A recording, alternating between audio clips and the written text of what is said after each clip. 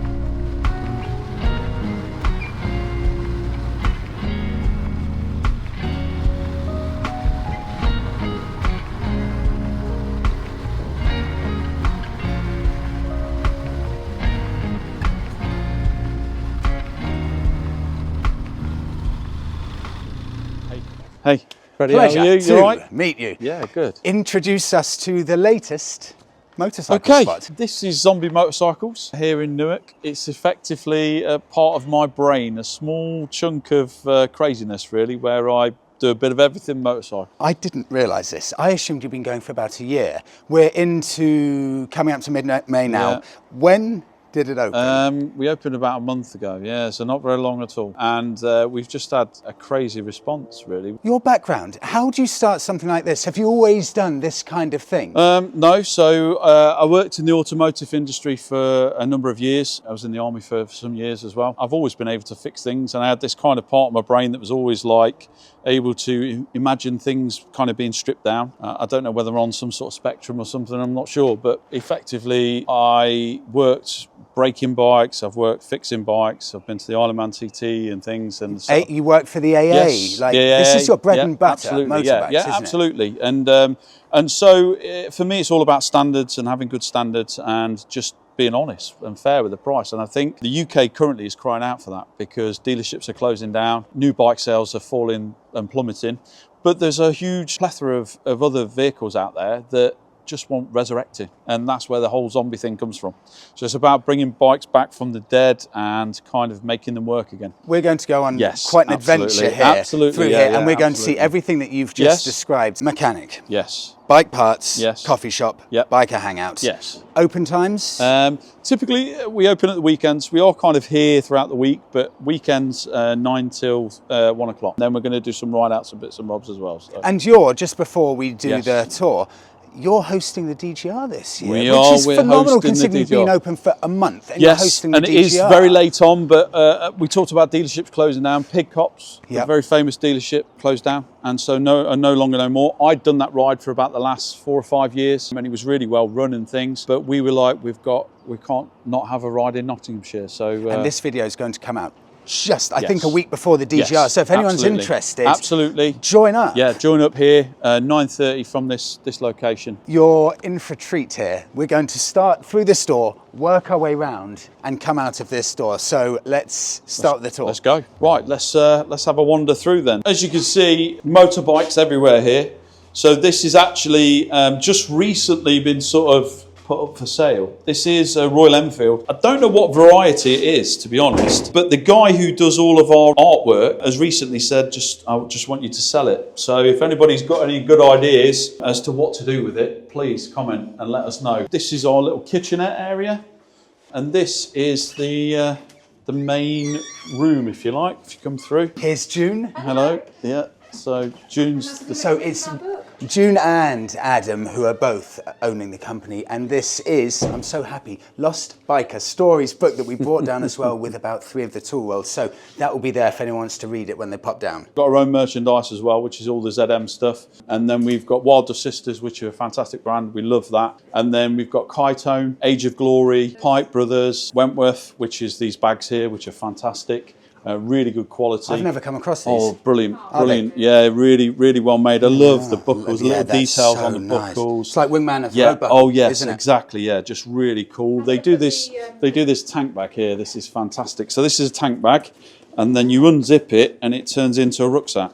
So, and that is really, really clever stuff. All really nice, high quality. That's going to be built into a bike. So that will be a working bike. And typically I pick up anything that is second-hand parts-wise. I'll just buy it. We'll either build it into a bike or sell it for spares. So this is the very start of a project, Yes, and it this is. will be sold It eventually. is, yes, absolutely, yeah. I got to go, very luckily, I worked for Norton for a couple of years, and I got to go to the TT, and we were crew chief for the academy around there. We did a lightweight TT bike that went race around there. So I got to meet all of my idols and all of the people that worked there. It was fantastic. So there's a lot of history there. I love the TT. I always have. I go every year, and it's a fantastic thing. This strapline, bikes never die. I don't think they ever do. You know, they turn into parts, and we can recondition them and fix them, and that's what it's all about. This rug is I just thought it was cool, and I just thought, you know, it's something a little bit different. After being in Morocco recently, yes, yeah, I immediately looked at that and I thought, yeah, that's absolutely. nice. I really like that. It's That really, caught my really eye. good. So this is one of your areas. Yes. If people come on a Saturday, Sunday, they can pop yeah, in here, pop in here, grab a have a coffee. look at this, have a chat, and we want to make this place really engaging. It's not just about selling stuff; it's about engaging with people, having a chat about their bikes. If I can find them parts, products, things like that, I will do. But it's all about kind of making sure that they've got someone to talk to. Because again, that's another massive pet project of mine. A lot of people go out on the ride on the bikes and they've got no one to talk to or anything like that. I want them to be able to come here and have a chat about their bikes, talk about how their week's gone, and have a good time. It's got a few K100 tanks on here. Again, they're all aluminium and they do have some common faults to them. So I just buy any that I can. A lot of people actually put these on the GSs now as well, because it's the same pressure and bits. So to make their GSs look a little bit more custom, they retrospectively fit these types of tanks on them. And this is your other business? Yes, this is the other business. So this is HVAC Wholesale, which is our air conditioning business, which helps us pay for me to build lots of motorbikes. So yeah, and it's a family business as well. So these are all our kids, basically. Brilliant. This is a very, very rare beast. It looks like a strange small Ducati monster mix, but I had no idea. They're getting very rare now. They made them for like 2 years in Japan. It's called an SDR 200, or as they're known, the Whippet. And it looks like a Whippet, doesn't it? Well, my parents have a Whippet. Quite a long frame stretched out because it wheelies all the time, basically. So 200cc, 30 horsepower, Yamaha power valve system, 2-stroke engine. Do you know the weight? 100 kilos. You're joking. No, 100 yeah. kilos. 100 kilos, yeah. 30 horsepower, yes, 100 kilos. Yeah. Okay, that's a And recipe. they vibrate and they wheelie and they're just the craziest thing ever. I remember looking at, there used to be a publication called Grey Bike, and it had one of these featured in it. And I was like, I've got to own one of those one day.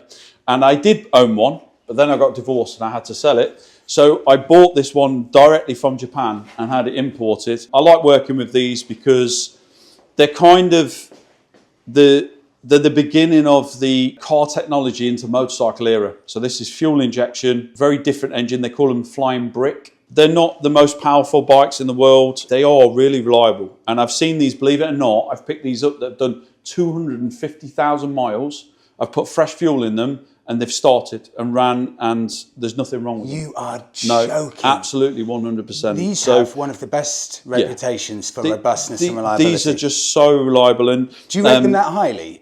Oh yeah, I do. Honestly, if I was going to go around the world, I'd use one of these. I bought June a Diavel because she'd always wanted a Ducati Diavel, and then I sold my R1, which was a big bang R1. Everywhere you go, you sort of breaking the speed limit. I sort of had a moment where I was like, right, I'll trade this in to get June the Diavel. June didn't like the Diavel, and the minute I sold the R1, I felt an empty space within my soul. So then I found this one, and I believe it or not, I picked it up for 800 quid. I'm going to build this back to a totally standard arrangement. I'm going to rebuild that, and I'm hopefully going to film quite a bit of that and put that on YouTube as well. This is a love project of mine I've had going for a few years. I bought this R45 from Scotland on eBay, completely blind, for about 400 quid. Had it shipped down, and it was in a bit of a sorry state. I stripped it to bits. I had the frame powder coated, which it is black now.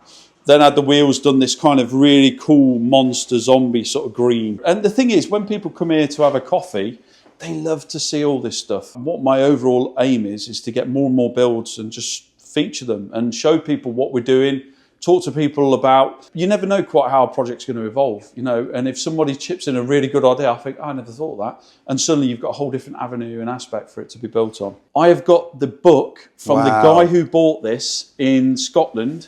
He obviously bought it in 1979, and he's actually put a little note in there, purchased on this date, and there's a lovely story with it. And you've still got all that. Again, I've still got all that. Oh, and that's good. It's really good stuff. So yeah, just bits and bobs of everything really. This is more of a sort of cafe area, and this is where a lot of the people sort of culminate. We've got a few benches and chairs and places to sit. Adam, this shows how new everything is. This is a coffee machine going in right now, isn't it? That shows how new everything is. So you're going to have full coffee machine. Yeah. What else are you going to have here? Cakes. We are eventually going to have some bike nights here and do chili and things like that as well. So a bit of food. When people get here, they want a coffee and cake, and they want to just chill out and have a chat about bikes and things. And so that was the most important thing for us. We've got this graffiti art which we had done by a local guy. He came up with the inspiration for it. But it was all about fighting the bigger fight, really. So Godzilla versus King Kong, you can't really get That's any incredible. better than that. I love that. Oh, it's That's super cool. Incredible. Yeah. They did that in about a day, believe it or not. Really, really cool. Here's a classic example of our ethos for the bikes that we're trying to sell here. So typically around about the £1,500 mark. Here we've got a Honda Hornet, done about 30,000 miles. We've sort of gone through the parts bin. It needed the wheels powder coated, so they're fresh powder coated wheels, some fresh tyres on there. When we do wheels like that, they get fresh bearings. So that's a full set of bearings, wheel bearings on there. It'll have a full service, and that's going to retail about the £1,500 mark when that's done. So that'll come with 12 months MOT. You could be working on a bike right here while they're having a coffee and just chilling out. Absolutely, yeah. And that's kind of how I want it, really. I kind of want this organic thing going on that I'm pottering around. You can just talk about bikes, parts, anything that they want. Reading material. Yes, absolute 70s and 80s Look classic at some bike. of these. I know. 1987 I love classic this. bike. 1984. DGR, look at this. This was the biking era, wasn't it? Oh my God. Yeah, and I just think it's super cool. Yeah. And the fact that they're just here, so you can pick them up and have a read through have a sit them. and a chat and a read. Again, is this your work from Auto Jumbles? Oh yes, absolutely, absolutely. We have all the eBay stuff listed here. We've got a bit there, we've got more on the other side. Adam, this is, again, you're doing, so you'll go to Auto Jumbles, find parts that you know are going to be in demand. Yeah, absolutely. And this is where you'll store them, sell them, use them for projects. Absolutely, and I don't know whether I've got them actually, but I could show you an example of an absolute gem find that I have found this week. For an R9T, here we go, full carbon fibre, inlet manifolds and cylinder heads. Genuine. So this is all genuine carbon fibre. Genuine BMW. Oh, this type of stuff I love. Do you know I love it? Because when I passed my test, these were the exact bikes that were everywhere when I passed. Yeah, absolutely. This is a huge bit of your business right here. Yep. walk us through it, and let's do it one by one with the bike. So what do you do to these? They're not write-offs or anything like that. They just generally have sat for a long period of time. Typically with carbureted bikes now, people who don't use them regularly, and I mean leave them for longer than probably 6 months to a year, tend to find problems with the carbs. What happens is they just sort of leave them, the carbs leak, and then they abandon project on the bike, which is tragic actually, because a lot of these bikes are great bikes. They will last a long time, and they don't make them like that anymore. My aim is to sort of bring them back from these sort of places and try and give them a sprinkle of love and get them back out on the road. Are all three of these bikes currently for sale? Yes. As of time of recording, and this will go out in a few days' time. Absolutely. 3 1990s, early to mid 2000s Japanese bikes, all for sale. This brings back memories. Oh, it does. Yeah, absolutely. It's almost scary that you don't see as many of these by a huge distance. They used to be everywhere. Well, they still loved a lot by couriers and things like that. Yeah, absolutely. But I think there's a couple of things about this bike. When it came out, it was kind of really different. R1 calipers from back in that era, Blue Spot they're known as now. Great calipers, so, you know, sporty sort of feel to them. It was designed to sort of counter the Honda's Hornet. Hornet was great. Hornet originally was developed in Japan. It was a 250 engine in Japan. 250 inline 4 that revved to like 21,000 revs. Amazing bit of kit. But then they put a 600 engine in it. It all made a lot more sense. Well, this was Yamaha's answer to that. Condition is obscenely good. It is. Sorry, I mean, that is absolutely ridiculous. It's got dents in it and a few little bits and bobs. But typically, it could be new. It's crazy. Absolutely. So this next bike is the bike I learnt to ride on. I remember passing my test thinking, wow, if this bike was so fun, imagine what it's going to be like when I get a 100+ horsepower bike. And then I got a 100+ horsepower bike and I realised it's not actually about the horsepower. I've never had more fun than one of these. I thought it was the most fun thing I'd ever experienced in my life. They are brilliant. They're brilliant bikes. And I didn't realise how good these bikes are. Obviously, they're used for learning on and things like that. Yeah, absolutely. It's going to bring back memories here, Adam, seriously. Absolutely. Yeah. It's, oh my God, that's special. That's really special sitting on that. They are great. That takes me back 15 years. It's the simplicity, the elegance of the lines, the clocks. Oh. Yeah, just a simple bike and brilliant for round town riding. The amount of these that I get access to, because people don't have the time to service them. They're only a twin, so if the carbs do get blocked, they can't carry themselves on. This is going to get a few bits and bobs to it. So I generally clean all of those, polish them all up. Even this is metal. Yes, you know, that's they are. Yeah, exactly. So many bikes. So what I do with them is take them off and I hand polish them, and they look really nice. What's the story with this one? This one's just sat for a long period of time. It's going to get new headlight because we've got a crack here. It's obviously been dropped at some point. So new clocks around, new headlight. I'll check everything over. Fork seals, engine oil change, service. Carbs cleaned. There's a little bit of a blow on the exhaust. That'll need doing for the MOT, and that is pretty much it. There's a small tiny dink here, which I'm going to get someone to try and push the dink out, and we'll see how we go, but maybe not. And then, basically this one, 1,300 quid. It'll be when it's done, So, and that'll come with 12 months MOT, ready to rock and roll, and everything on it will be done. I saw you did the beach race, and I thought, what an amazing bike to turn into a beach racer. Put some big knobbly tyres on it.